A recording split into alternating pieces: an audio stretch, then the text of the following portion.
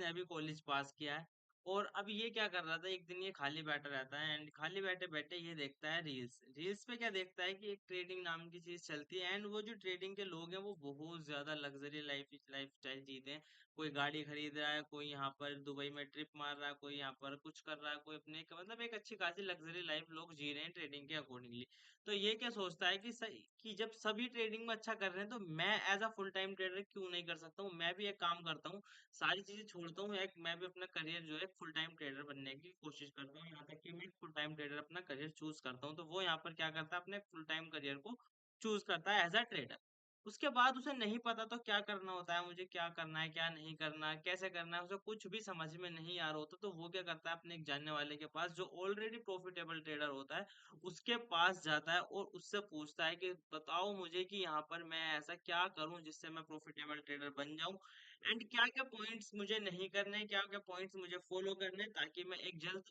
कम से कम टाइम के अंदर एक सबसे अच्छा प्रॉफिटेबल ट्रेडर बन जाऊँ और अब ट्रेडिंग को एज़ अ करियर इस्तेमाल करना स्टार्ट कर दूँ। मतलब कि मेरा यहाँ पर जो मेन बिज़नेस हो, मेन मेरी स्किल हो, मेन मेरी जो एजुकेशन हो, हर एक चीज़ जैसे ट्रेडिंग हो मतलब मैं अपने करियर की तरह ट्रेडिंग को चूज़ करूँ एंड एक लाइफ टाइम में पैसा बना सकूँ। तो वो जो प्रॉफिटेबल ट्रेडर होता है वो उसको बताता है कि सर तुम्हें देखो भाई यहाँ पर तुम आए हो, तुम ट्रेडिंग से पैसा बनाना चाहते हो लेकिन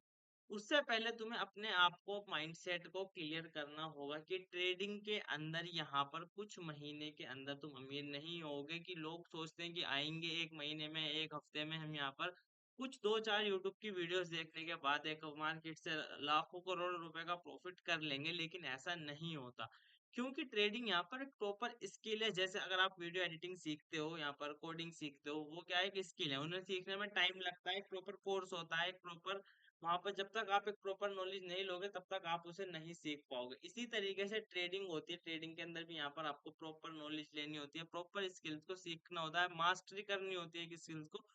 क्योंकि यहाँ पर लोग एज़ अ गैम्बलिंग की उससे आते हैं कि मैं आऊँगा यहाँ पर बाय सेल करूँगा और प्रॉफिट हो जाएगा, नहीं, ये स्किल है, लक नहीं है। उसके बाद यहाँ पर आपको प्रैक्टिस करनी पड़ेगी मल्टीपल टाइम यहाँ पर आपको लॉस होंगे एंड पेशेंस तो यहाँ पर ये मैंडेटरी है मतलब प्रैक्टिस लॉस एंड पेशेंस ये मैंडेटरी है इसके बिना आप कभी ट्रेडर नहीं बन पाओगे अगर आप सोचोगे कि कोई मुझे ऐसी ऐसी स्ट्रेटेजी मिल जाएगी कि मैं यहाँ पर उससे हमेशा ही प्रॉफिट करूंगा कभी मेरा लॉस नहीं होगा तो फिर ट्रेडिंग आपके लिए नहीं है क्योंकि ट्रेडिंग के अंदर लॉस कंपलसरी है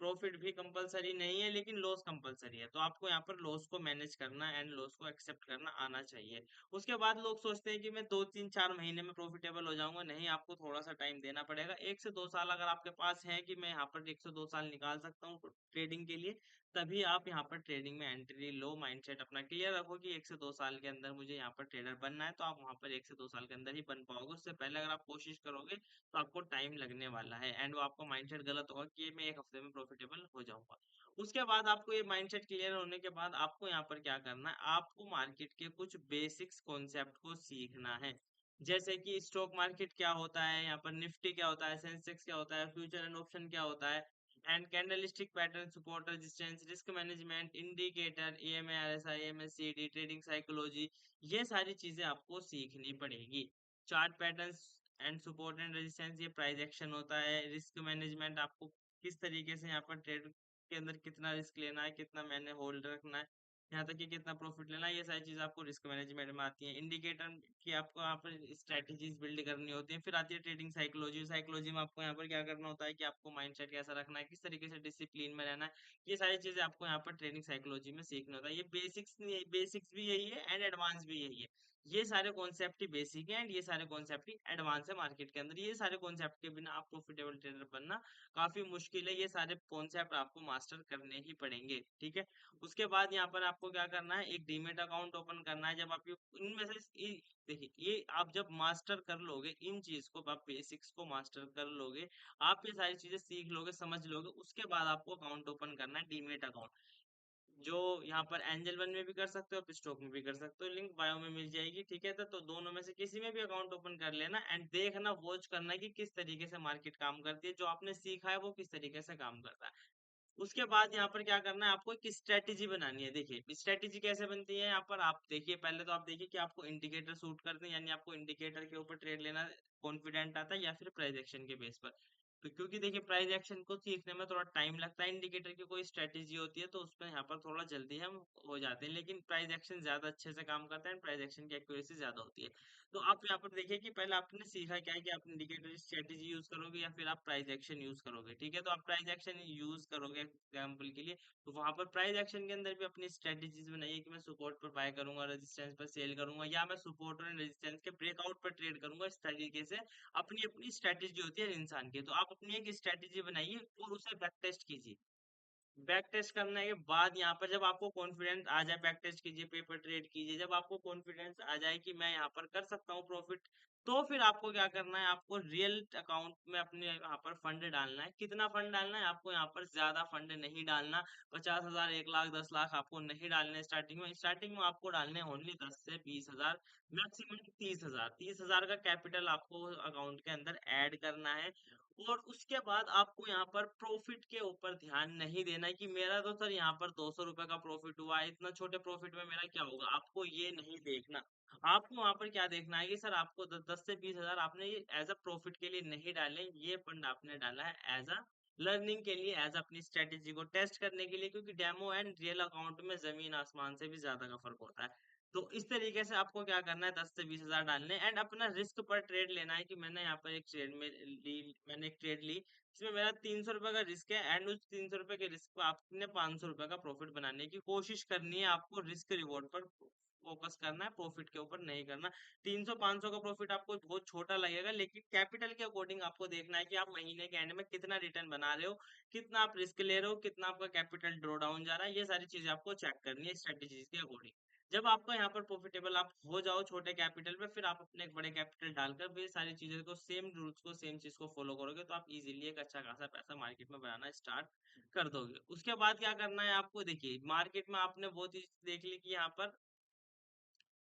छोटे कैपिटल से ट्रेड करना स्टार्ट कर दिया, एंड छोटे कैपिटल से जब आप ट्रेड करोगे तो आपके साथ ये सारी गलती होंगी, आप ओवर ट्रेडिंग करना जाओगे, ठीक है। रैंडम टिप्स के पीछे भागोगे, बहुत सारे टेलीग्राम ज्वाइन कर लोगे, स्टॉप लॉस यहाँ पर नहीं लगाओगे, ट्रेडिंग इमोशनल स्टेट्स के अंदर ट्रेड लोगे। जब आप इमोशनल होगे, जब आपको लालच आ रहा होगा या फिर आपको डर लग रहा होगा, तब आप ट्रेड को लोगे, या फिर आपको यहाँ पर रिवेंज ट्रेडिंग करोगे। मतलब ये सारी चीज आप करोगे, लेकिन आपको करनी नहीं है। क्यों आपको नहीं करनी, आपको दिन की बस 3 ही ट्रेड करनी है। आपको यहाँ पर ब्लाइंडली एक चैनल या फिर मैक्सिमम 2 चैनल ज्वाइन करने हैं बस। यहाँ पर 10 20 50 लोग चैनल ज्वाइन कर लेते हैं, फिर उनकी नोटिफिकेशन से परेशान हो जाते हैं। बिना स्टॉप लॉस के आपको कितना भी लगे कि सर ये ट्रेड तो 100% जाएगी, ऊपर ही जाएगी, मार्केट मैंने बाय किया है, तो यहाँ पर आपको जब भी स्टॉप लॉस नहीं लगाता हूँ, नहीं, आपको 100% श्योर हो कुछ भी हो, आपको हमेशा स्टॉप लॉस लगाकर काम करना है। विदाउट स्टॉप लॉस आपको काम नहीं करना, और स्टॉप लॉस भी आपको पहले ही देख लेना है कि मुझे कितना यहाँ पर लॉस होगा। जैसे कि आपको 400 रुपए का लॉस होगा, तो आपको देख लेना है कि 400 रुपए के अकॉर्डिंग कितना स्टॉप लॉस आएगा। उसके बाद आपको जब भी आप इमोशनल आते हो, मतलब जब आपकी ट्रेड में, पहली ट्रेड में ऐसे ही चला जाता है, तो आपका माइंड इमोशनल हो जाता है। वो सोचता है कि अब ये जो मेरा लॉस हुआ है इसे मुझे कवर करना है, या फिर मुझे इससे ज्यादा ही प्रॉफिट चाहिए, मैं लॉस नहीं लूंगा मार्केट के अंदर। मेरा लॉस कैसे हुआ, मार्केट मेरा लॉस नहीं करा सकती है। ये सारे इमोशनल इश्यूज मार्केट के अंदर आपको देखने के लिए मिलते हैं, स्ट्रेस आता है। या फिर जिस दिन आपका प्रॉफिट हो जाता है काफी अच्छे, मान लेते हैं आपने यहाँ पर ट्रेड लिया, आपके 2 ट्रेड प्रॉफिटेबल हो गए एंड आपको 10 हजार के कैपिटल पे 2 हजार का प्रॉफिट हो गया, तो आपका माइंड क्या कहेगा, ओ माय गॉड, मैं तो ओवर कॉन्फिडेंट में आप चले जाओगे। आपको लगेगा मैं तो मार्केट में इजीली प्रॉफिट बना रहा हूँ, बहुत अच्छा अच्छा प्रॉफिट बना रहा हूँ, और एक और ट्रेड ले लेता हूँ, एक और ट्रेड ले लेता हूँ। इस तरीके से ओवर ट्रेड में जाओगे, ओवर ट्रेड से फिर आप वहां पर लॉस में चले जाओगे। तो यहाँ पर आपको इस तरीके से सारी इन गलतियों को फाइंड आउट करने के बाद इन्हें अवॉइड करना है, ठीक है ना। रिवेंज ट्रेडिंग में लग जाओगे तब आपका लॉस होगा, आप कहोगे अब रिकवर करके ही मानूंगा, तो उसमें आप बहुत सारी ट्रेड लोगे एंड बड़ी क्वांटिटी के साथ ट्रेड लोगे। जैसे आपकी ट्रेड में एक लोट से अगर आप नॉर्मली ट्रेड कर रहे हो, तो आप 3 लोट से करने लग जाओगे। इस तरीके से आप रिवेंज करोगे कि मार्केट से लड़ने लगोगे। तो ये सारी गलती आपको नहीं करनी है, बिल्कुल भी नहीं करनी है। इन सब चीज को पहले ही आपको दिमाग में रखना है कि मुझे क्या चीज अवॉइड करनी है एंड क्या चीज मुझे फॉलो करनी है। जब आप इन मिस्टेक्स को भी फाइंड अवॉइड करना सीख जाओगे, तब आप यहाँ पर कंसिस्टेंटली इन चीजों को फॉलो करो। एक स्ट्रेटेजी बनाई, उसे फॉलो करते रहो कंसिस्टेंटली, एंड आप वहां पर पैसा बनाना स्टार्ट कर दोगे। जब आप ये सारी चीज कंसिस्टेंट हो जाओ, आप कंसिस्टेंट मंथली बेस रिटर्न बनाना स्टार्ट कर दो, तो अपना कैपिटल बढ़ाओ एंड सेम रिटर्न बड़े कैपिटल पे बनाना स्टार्ट करो, ठीक है। Thanks for watching. आपने यहाँ पर इस वीडियो को लास्ट तक देखा, उसके लिए यहाँ पर एक लाइक कर देना, फॉलो कर लेना इंस्टाग्राम पर, एंड सब्सक्राइब भी कर देना। और आपने वीडियो को लास्ट तक देखा। Goodbye, have a nice day.